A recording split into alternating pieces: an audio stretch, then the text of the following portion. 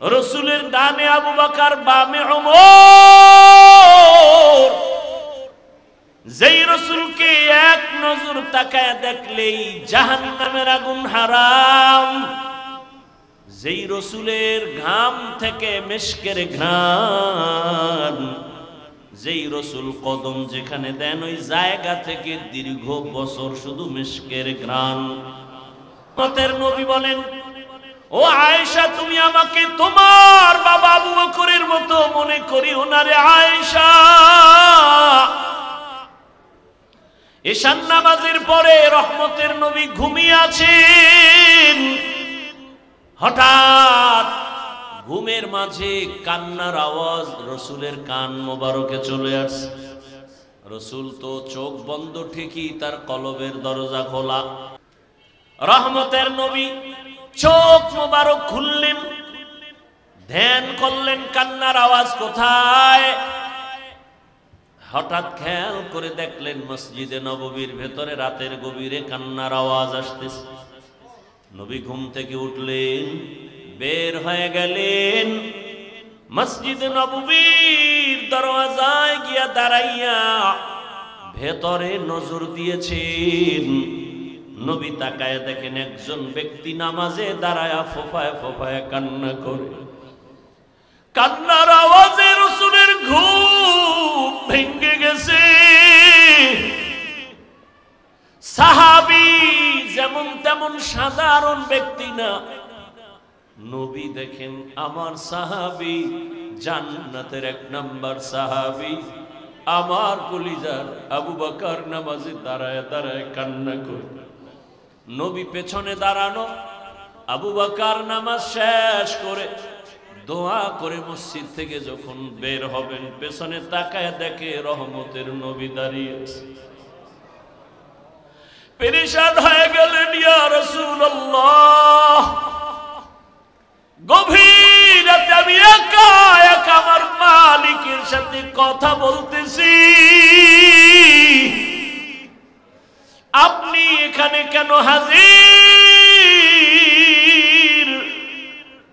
নবী বলেন, আবু বকর, তোমার অজান্তে কান্নার আওয়াজ আমার ঘুম ভেঙে গিয়েছে।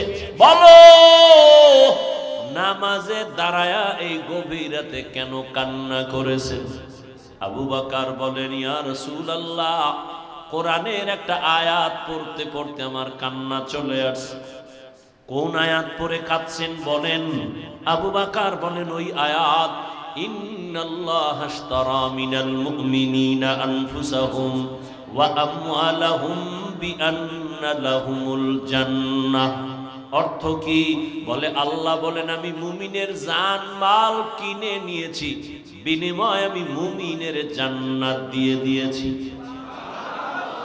রহমতের নবী বলেন, এটা তো খুশির খবর, এখানে কান্নার কিছু নাই। আবু বকর তো সেই আবু বকর, আল্লাহ কি পরিমাণ মেধা তাকে দান করেছেন। আল্লাহ যখন আয়াত নাজিল করলেন, ইযা জাআ নাসরুল্লাহি ওয়াল ফাতহ ওয়া রাআইতান নাসা ইয়াদখুলুনা ফি দীনিল্লাহি আফওয়াজা, সাহাবায়ে কেরাম আনন্দিত, দলে দলে বেঈমান কালেমা পড়ে। আল্লাহ ঘোষণা দিয়েছেন নবী বিজয় হয়ে গেছেন, আপনার বিজয় সুনিশ্চিত। কিন্তু এক কোনায় বৈশা আবু বকর অঝোর দ্বারায় কান্না করতেছেন। সাহাবায়ে কেরাম বলে, আবু বকর, সবাই খুশি, আপনি কেন কাঁদেন? বলে, তোমরা ভাবতেছো খুশির খবর, কিন্তু এখানেও বড় কঠিন হালাত। আমার মন বলতেছে রহমতের নবী বোধহয় আর বেশি দিন জমিনে থাকবেন না। আল্লাহ পাকের ইশারা, বিজয়ের পূর্ণতা লাভ করেছে রাসূল, এখন দায়িত্ব শেষ, নবী চলে যাবেন, তাই ভাবতেছি আমি। মুফাসসিরিনে কেরাম বলেন, ইজাজা সূরার এই ব্যাখ্যা যে যতজনে করেছে, আবু বকরের ব্যাখ্যাটাই শ্রেষ্ঠ। সেই আবু বকর তেলাওয়াত করে আর কাঁদে। নবী কয়, খুশির খবর, কাঁদলেন কেন? ইয়া রাসূলুল্লাহ, আমি ব্যবসা করি, আমার দোকানে আজ 1 মহিলা আসিয়া বহুদিন আগে আমার দোকান থেকে মালটা ফেরত দিয়ে টাকা নিয়ে গেছে। আমি বিদায় বেলা বলছিলাম, হে আম্মা জান, কেন আপনি মাল ফিরাইয়া টাকা নিয়ে যাচ্ছেন? মহিলা বলে, সময় কম, একটা জবাব দেই, তোমার দোকানের মাল আমার পছন্দ হয় নাই। আমি আবু বকরের অন্তরে দাগ কেটেছে। হাসরের ময়দান ভয়ঙ্কর। আপনি রাসূল তো কিয়ামতের বয়ান করেছেন আর আপনি কান্না করেছেন, আমরাও কান্না করেছি। কিয়ামতের দিন আপনিই বলেছেন কিয়ামতের ময়দান এতটা কঠিন, নারী আর পুরুষ সব উলঙ্গ দাঁড়াবে, সূর্যের গরম, জাহান্নামের আগুনের গরম, আল্লাহ কুদরতের ভয়ঙ্কর আওয়াজ দিবেন। এমন এক অবস্থা হবে হাসরের ময়দানে, জাহান্নামের চিৎকার শুরু হবে। জাহান্নাম বলবে, আল্লাহ বেনামাজি গুনাহগার গুলো আমার পেটে দাও, বড় ক্ষুধা আছে। আল্লাহ কুদরতি ভাবে বলবেন, একটু অপেক্ষা কর, বেনামাজিদের একটু আমল নামাটা মাপ দিয়া নেই, দেখবো ওর গুনার পাল্লা কত ভারী। আল্লাহ পাকে কথা বলার পরেও জাহান্নামকে ধরে রাখতে পারবে না। আল্লাহ বলবেন, ৭০,০০০ শিকল লাগাইয়া জাহান্নামকে পিছন দিকে টেনে ধরো ফেরেশতারা। ৭০,০০০ শিকল, এক একটা শিকলের গোড়ায় ৭০,০০০ ফেরেশতা লাগাইয়া টানিয়াও ধরে রাখতে পারে না। রহমতের নবী বলেন, এমন কঠিন হালাত হবে কিয়ামতের ময়দান, ওদিকে সূর্যের গরমে মাটির জমিনটা তামা হয়ে যাবে, কেউ দাঁড়াইতে পারবে না। বেনামাজি গুনাহগারের মাথার মগজগুলো ভাতের মারের মতো ফুটতে থাকবে। এমন কঠিন সময় সব নবীদের কান্না শুরু হয়ে যাবে। আদম নবীর কান্না, মুসা নবীর কান্না, ঈসা নবীর কান্না। আবু বকর বলেন, ইয়া রাসূলুল্লাহ, ওই সময় আমার আল্লাহ আরো কঠিন কঠিন হুঙ্কার দিবেন। ওয়ামতাজুল ইয়াউমা আইয়ুহাল মুজরিমুন, আল্লাহ বলবে, ও গুনাহগারেরা, নেককারদের থেকে তোরা আলাদা হয়ে যা। আমি আজকে নেককারদের ডান হাতে আমলনামা দিব, বিনা হিসাবে জান্নাতে যাবে। গুনাহগারের বাম হাতে আমলনামা দিব। ওই দিন যদি আমার আল্লাহ, আমি আবু বকরকে ডাক দিয়ে বলে, আবু বকর সামনে আসো, আমি যে তোমাকে জাহান্নামের শিকল থেকে ধইরা মুহাম্মদের হাতের কাছে নিয়া কালেমা পড়ানোর মাধ্যমে তোমাকে জান্নাতি বানাইয়া আমি সালাম পাঠাইছিলাম, মনে আসেনি?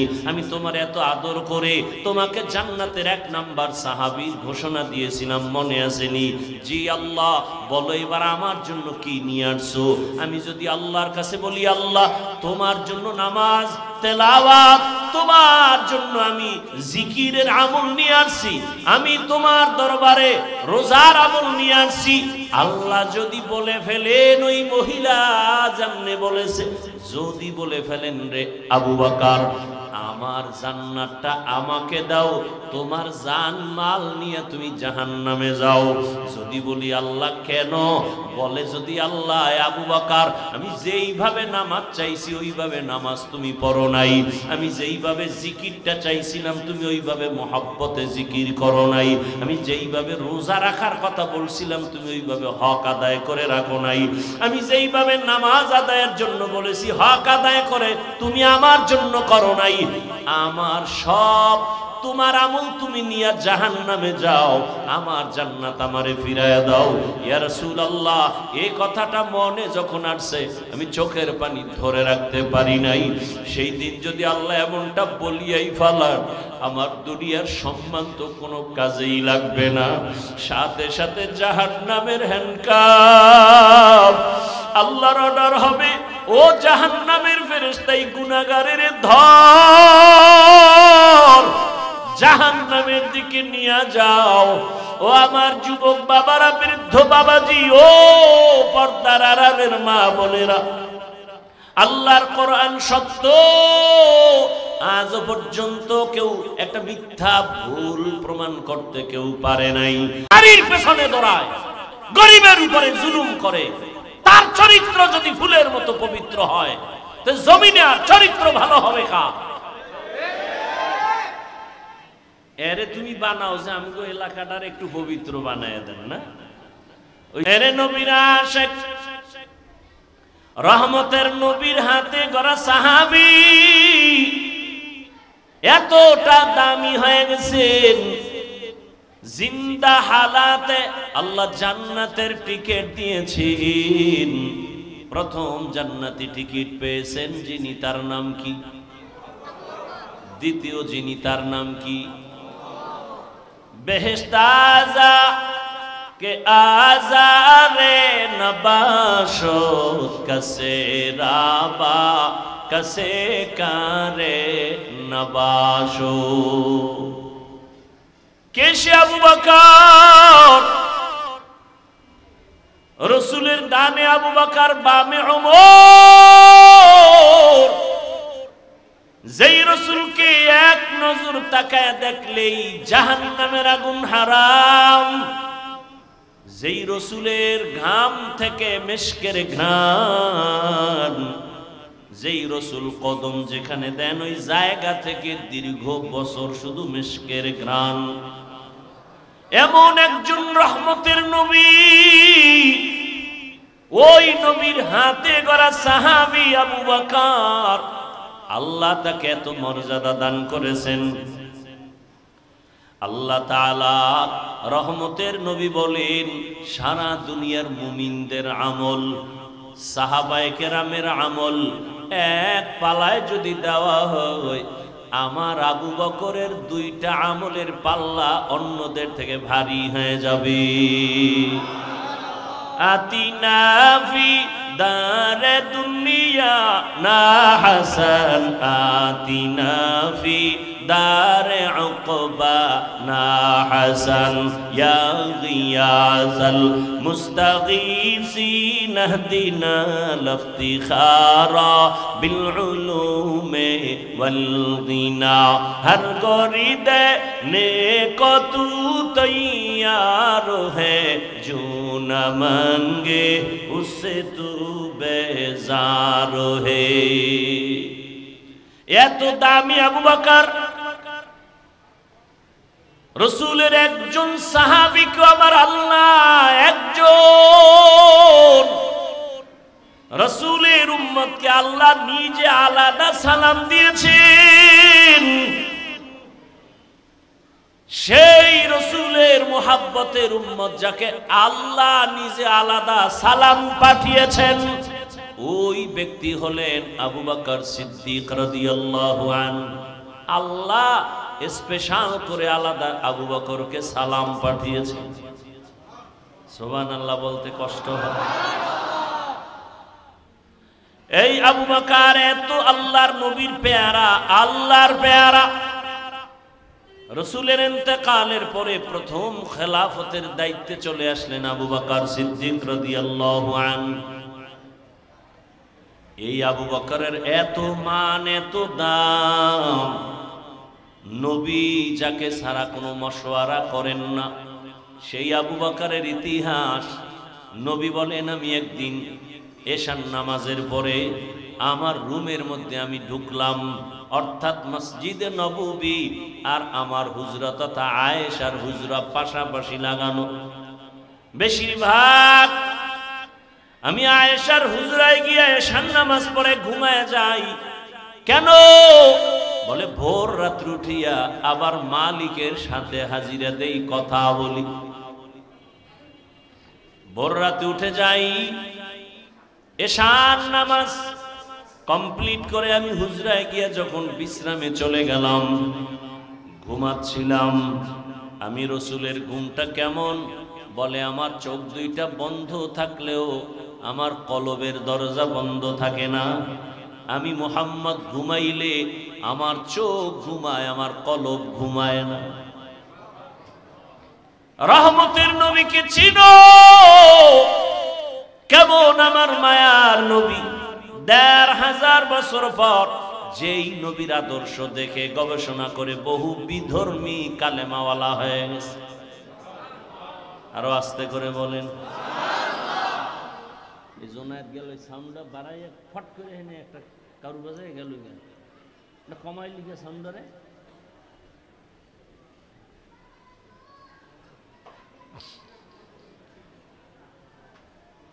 কি কথা বলতেছিলাম? গেছে 1 মিনিটে ভুলে গেছে।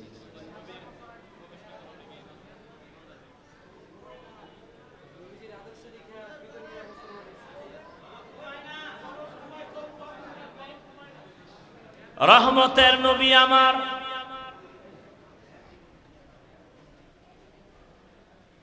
এশার নামাজের পরে আম্মা জান আয়েশা রাদিয়াল্লাহু আনহার হুজরায় ঘুমাইছেন। হঠাৎ করে রসুলের ঘুম ভেঙ্গে গেল। রসুল উইঠা বের হয়ে গেলেন। আম্মা জান আয়েশা তখন ঘুমে নিমগ্ন ছিলেন। কিছুক্ষণ পর আম্মা জান সজাগ হয়ে দেখে নবী বিছানায় নাই।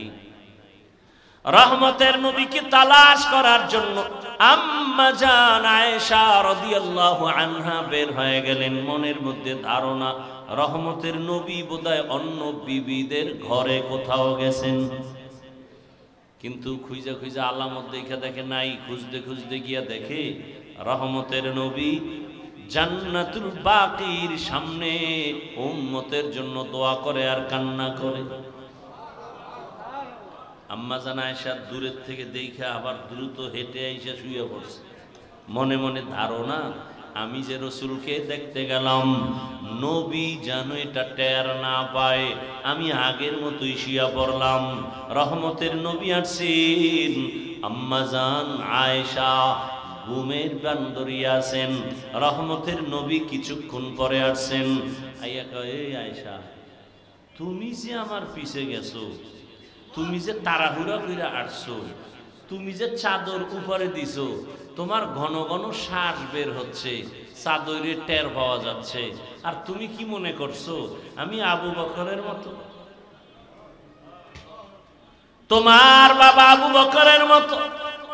তুমি কি ভেবেছো আমি ওমরের মতো? না না, আমি মুহাম্মদ সামনে যেমন দেখি পিছনেও তেমন দেখি। আল্লাহ আমাকে পাওয়ার দান করেছেন।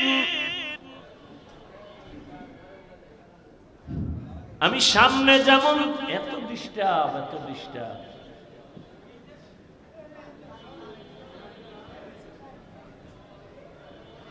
আমি সামনে যেমন দেখি পেছনেও তেমন দেখি। আল্লাহ পাওয়ার আমাকে দান করেছেন। আমি ডানেও যেমন দেখি বামেও তেমন দেখি। আমি আলোর ভেতরে যেমন দেখি অন্ধকারের মধ্যে আমি তেমন দেখি। কে পাওয়ার দান করেছেন? ইমামুল আউয়ালিন আল আখিরিন বহরে সাদকা রাহমাতাল লিল। আবার মোরাইতে বুঝছো? রহমতের নবী বলেন, ও আয়েশা, তুমি আমাকে তোমার বাবা আবু বকরের মতো মনে করিও না রে আয়েশা। এশার নামাজের পরে রহমতের নবী ঘুমিয়ে আছেন। হঠাৎ ঘুমের মাঝে কান্নার আওয়াজ রসুলের কান মোবারকে চলে আসছে। রসুল তো চোখ বন্ধ, ঠিকই তার কলবের দরজা খোলা। যারা কলবই চিনে না এরা এই বয়ান কি বুঝবে? এরা মোবাইল নিয়ে ব্যস্ত, মোবাইল বুঝে, কলব বুঝে না। রহমতের নবী চোখ মোবারক খুললেন, ধ্যান করলেন কান্নার আওয়াজ কোথায়। হঠাৎ খেয়াল করে দেখলেন মসজিদে নববীর ভেতরে রাতের গভীরে কান্নার আওয়াজ আসতেছে। নবী ঘুম থেকে উঠলেন, বের হয়ে গেলেন, মসজিদে নববীর দরওয়াজায় গিয়া দাঁড়াইয়া ভেতরে নজর দিয়েছেন। নবী তাকায় দেখেন একজন ব্যক্তি নামাজে দাঁড়ায়া ফোফায় ফোফায় কান্না করে। কান্নার আওয়াজে রাসূলের ঘুম ভেঙে গেছে। সাহাবী যেমন তেমন সাধারণ ব্যক্তি না। নবী দেখেন আমার সাহাবী জান্নাতের 1 নাম্বার সাহাবী, আমার কলিজার আবু বকর নামাজে দাঁড়ায় দাঁড়ায় কান্না করে। নবী পেছনে দাঁড়ানো, আবু বকর নামাজ শেষ করে দোয়া করে মসজিদ থেকে যখন বের হবেন পেছনে তাকায় দেখে রহমতের নবী দাঁড়িয়ে আছে। পেরেশান হয়ে গেলেন, ইয়া রাসূলুল্লাহ, গভীর রাতে আমি একা একা আমার মালিকের সাথে কথা বলতেছি, আপনি এখানে কেন হাজির? নবী বলেন, আবু বকর, তোমার অজান্তে কান্নার আওয়াজ আমার ঘুম ভেঙে গিয়েছে, বলো নামাজে দাঁড়ায়া এই গভীর রাতে কেন কান্না করেছেন? আবু বকর বলেন, ইয়া রাসূলুল্লাহ, কোরআনের একটা আয়াত পড়তে পড়তে আমার কান্না চলে আসছে। কোন আয়াত পড়ে কাঁদছেন বলেন?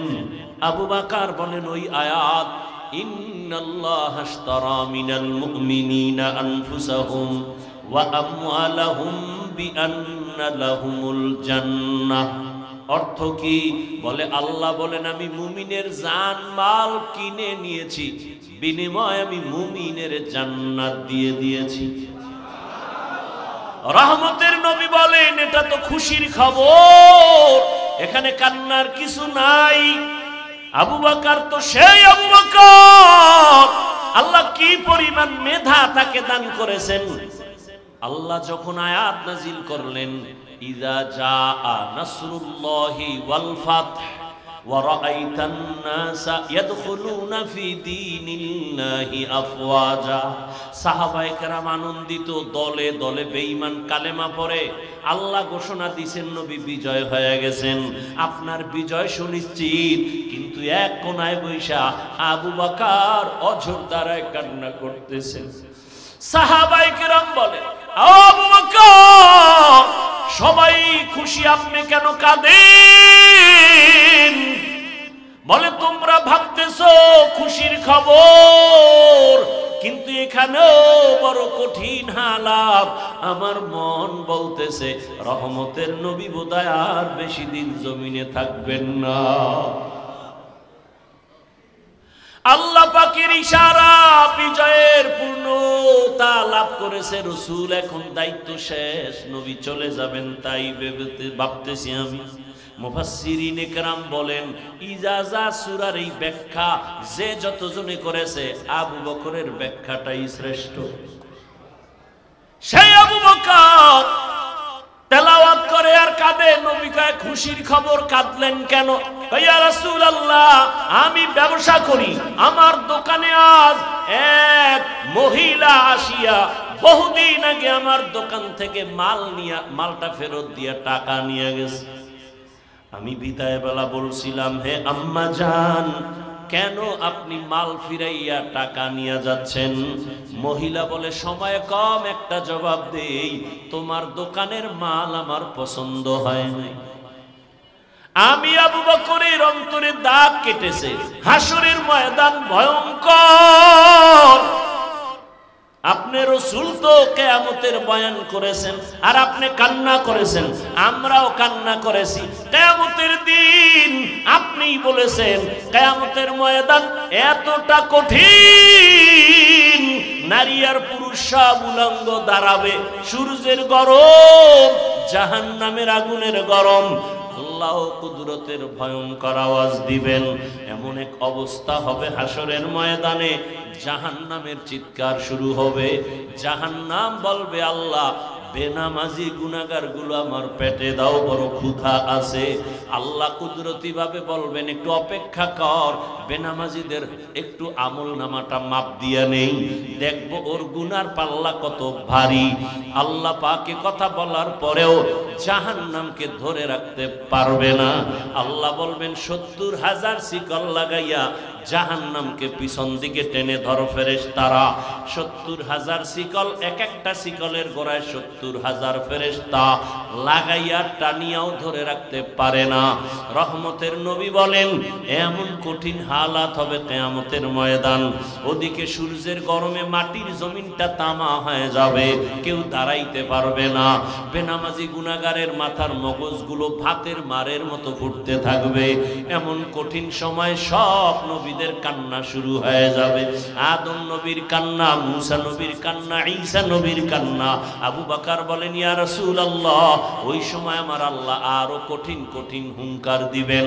ওয়ামতাজুল ইয়াউমা আইয়ুহাল মুজরিমুন, আল্লাহ বলবে, ও গুনাহগারেরা, নেককারদের থেকে তোরা আলাদা হয়ে যা।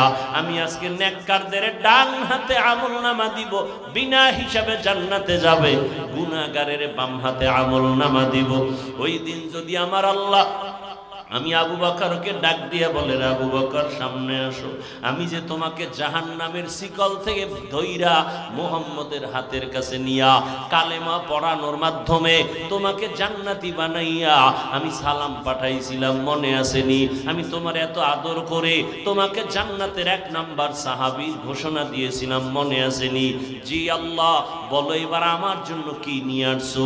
আমি যদি আল্লাহর কাছে বলি, আল্লাহ তোমার জন্য নামাজ, তেলাওয়াত, তোমার জন্য আমি জিকিরের আমল নিয়ে আসছি, আমি তোমার দরবারে রোজার আমল নিয়ে আসছি, আল্লাহ যদি বলে ফেলেন ওই মহিলা যেমনে বলেছে, যদি বলে ফেলেন, রে আবু বকর, আমার জান্নাতটা আমাকে দাও, তোমার জান মাল নিয়ে তুমি জাহান্নামে যাও। যদি বলি, আল্লাহ কেন? বলে, যদি আল্লাহ, আবু বকর, আমি যেইভাবে নামাজ চাইছি ওইভাবে নামাজ তুমি পড়ো নাই, আমি যেইভাবে জিকিরটা চাইছিলাম তুমি ওইভাবে মহব্বতে জিকির করো নাই, আমি যেইভাবে রোজা রাখার কথা বলছিলাম তুমি ওইভাবে হক আদায় করে রাখো নাই, আমি যেইভাবে নামাজ আদায়ের জন্য বলেছি হক আদায় করে তুমি আমার জন্য করো নাই। আমার সব তোমার আমল তুমি নিয়ে জাহান্নামে যাও, আমার জান্নাত আমারে ফিরায়া দাও।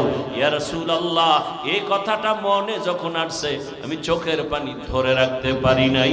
সেই দিন যদি আল্লাহ এমনটা বলিয়াই ফেলান, আমার দুনিয়ার সম্মান তো কোনো কাজেই লাগবে না, সাথে সাথে জাহান্নামের হ্যান্ডকাপ আল্লাহর অর্ডার হবে, ও জাহান্নামের ফেরেশতাই গুনাহগারের ধর, জাহান্নামের দিকে নিয়ে যাও। ও আমার যুবক বাবারা, বৃদ্ধ বাবাজি, ও পর্দার আড়ালের মা বোনেরা, আল্লাহর কোরআন সত্য। আজ পর্যন্ত কেউ একটা মিথ্যা ভুল প্রমাণ করতে কেউ পারে নাই। ওই কোরআন যদি তোমার অন্তর বলে সত্য, কোরআনে যত বয়ান আল্লাহ করেছেন সবই কিন্তু সত্য। কারা জান্নাতে যাবে, কারা জাহান্নামে যাবে, আল্লাহ স্পষ্ট কোরআনে বলে দিয়েছেন, তাও সত্য। ইন্নাল আবরারা লাফি নাঈম ওয়া ইন্নাল ফুজ্জারা লাফি জাহিম। নেক আমলওয়ালাদের জন্য জান্নাতের দরজা, গুনাহগার যারা তাদের জন্য জাহান্নামের পথ। জান্নাতটা কেমন শান্তির ঠিকানা আল্লাহ তাও কোরআনে বয়ান করেছেন।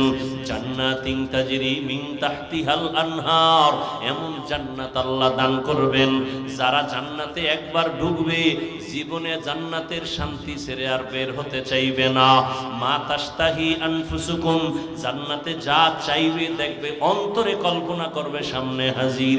যেই জান্নাতে কোনো বাথরুম নাই, জান্নাতীরা ঢুকবে কোনো কালো মানুষ থাকবে না, জান্নাতীদের দাড়ি কোনোদিন উঠবে না, যুবতী কোনোদিন বৃদ্ধা হবে না, যুবক কোনোদিন বুড়া হবে না। এমন জান্নাত কাদের জন্য? আল্লাহ বলেন নেক আমলওয়ালাদের জন্য। আর জাহান্নামটা গুনাহগারের জন্য। কেমন জাহান্নাম তাও আল্লাহ বয়ান করেছেন। ওয়াইলুল লিকুল্লি হুমাযাতিল লুমাযা আল্লাযী জামাআ মালান ওয়া আদ্দাদা ইয়াহসাবু আন্না মালাহু আখলাদা কাল্লা লা ينبذن في الحطمة وما أدراك ما الحطمة نار الله الموقدة القارعة ما القارعة وما أدراك ما القارعة ألهاكم التكاثر حتى زرتم المقابر। এগুলো তো ছোট ছোট সূরা। ও যুবক, তুমি ডাউনলোড করে বাংলা কোরআন ডাউনলোড করে তরজমাগুলো পড়ো। أرأيت الذي يكذب بالدين فذلك الذي يدع اليتيم ولا يحض على طعام المسكين فويل للمصلين। আরে নামাজ মানুষকে জান্নাত নিয়ে নিবে, আর এই সূরায় আল্লাহ কি বলেন? ফাওয়াইলুন লিল মুসাল্লিন, নামাজি মুসল্লির জন্য ওয়াইল নামক জাহান্নাম। এবার চিন্তা করেন তো, যেই নামাজ মানুষকে গুনাহ থেকে বাঁচাবে, জান্নাতে নিবে বিনা হিসাবে, আল্লাহ আবার এই সূরার মধ্যে বলেন ফাওয়াইলুল লিল মুসাল্লিন, মুসল্লি নামাজীর জন্য ওয়াইল নামক ভয়ঙ্কর জাহান্নাম। তাহলে এখন কোন নামাজ পড়েন চিন্তা করতে হবে আপনাকে।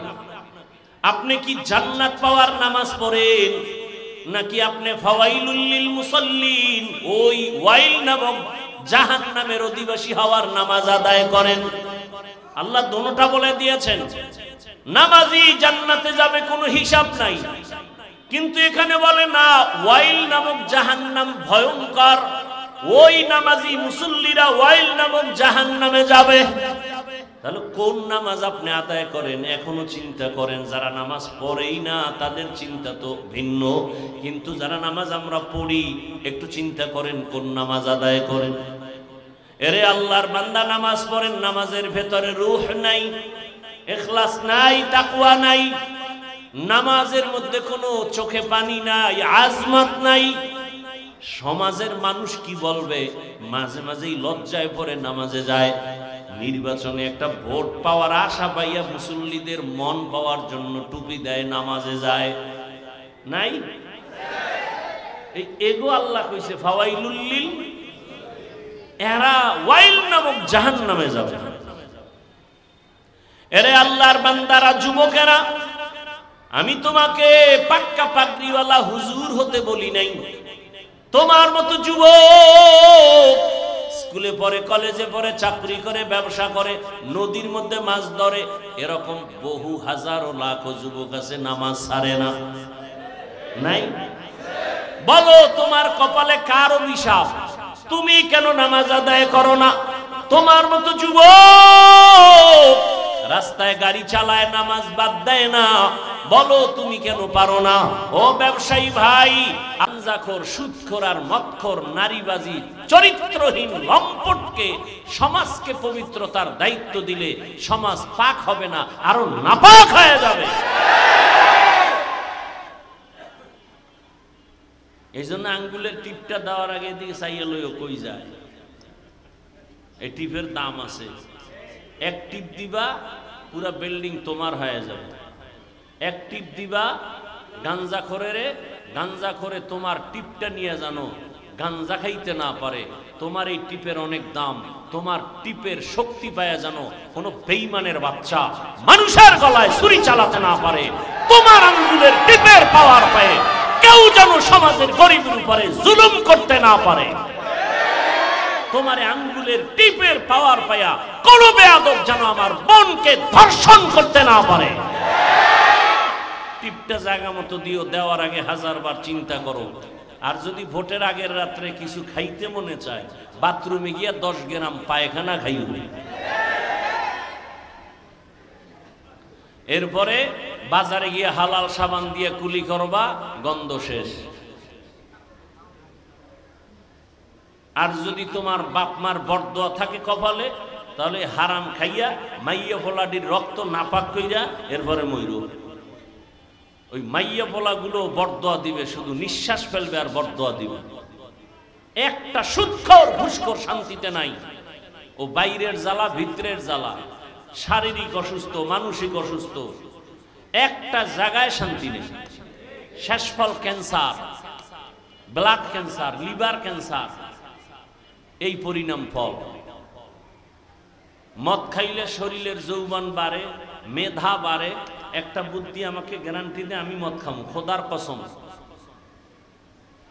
বিড়ি টানলে চেহারার নূর বাড়ে, বল আমি বিড়ি টানবো। আল্লাহর জাতের কসম আমি টানবো, দে যুক্তি দাও। তে আকাম কেন করো? আল্লাহ হেদায়াত দান করুন, আল্লাহ হেদায়াত দান করুন। ওয়ামা আরসালনাকা ইল্লা রাহমাতাল লিল আলামিন। রহমতের নবীকে আল্লাহ পাক জমিনের মধ্যে প্রেরণ করেছেন। কেমন রহমতের নবী আমার! এমন এক সময় মক্কা নগরীতে আগমন করেছেন, পুরা পুরা মক্কা নগরীর মানুষগুলো ছিল অপবিত্র, নাপাক, চরিত্রহীন, লম্পট। রহমতের নবী আগমনের পর এই মানুষগুলো রসুলের আদর্শ গ্রহণ করার কারণে রব্বুল আলামিন এদের কেমন পবিত্র বানায় দিয়েছেন। আল্লাহ পাক জিব্রাইলকে পাঠাইয়া রসুলের দরবারে লিস্টি দিয়ে দিলেন, ও জিব্রাইল যাও রসুলের কাছে লিস্টি পৌঁছাইয়া দাও। এই লিস্টির মাঝে যাদের নাম আছে রসুল ঘোষণা দিয়ে দিবে এরা বিনা হিসাবে জান্নাতি। ইমামুল আউয়ালিন আল আখিরিন বাহরে সাদকা রাহমাতাল লিল আলামিন সাইয়্যিদুল কাউনাইন খাতমুল মুরসালিন আখির আমদ বুদ ফখরুল আউয়ালিন।